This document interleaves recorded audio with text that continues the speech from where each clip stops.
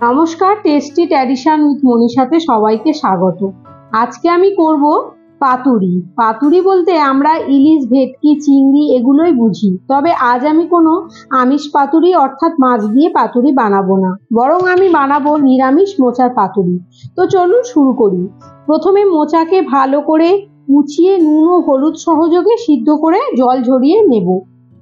হাত দিয়ে ভালো করে নিংড়িয়ে শুকনোও করে নেব। এখন অল্প পরিমাণ ছোলার ডাল 3 থেকে 4 ঘন্টা ভিজিয়ে শুকনো শুকনো করে বেটে নেব। আর সর্ষে, পোস্ত, নারকেল ও 2 থেকে 3টি কাঁচা লঙ্কা একসাথে বেটে নেব। এবার একটা পাত্র নেব, তাতে প্রথমে মোচা, তারপর একে একে ছোলার ডাল বাটা, সর্ষে, পোস্ত, নারকেল বাটা, পরিমাণ মতো নুন ও সর্ষের তেল দিয়ে খুব ভালো করে মেখে নেব। এখন কলা পাতা টুকরো টুকরো করে কেটে 2 পিঠ খুব ভালো করে গ্যাসে সেঁকে নেব, যাতে কলা পাতাটা নরম হয়ে যায়।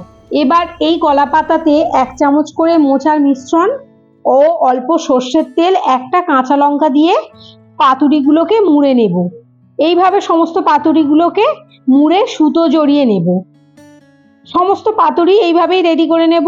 এখন প্যানে অল্প সর্ষের তেলে পাতুরিগুলোকে দিয়ে ঢাকনা দিয়ে 5 থেকে 7 মিনিট রান্না করব।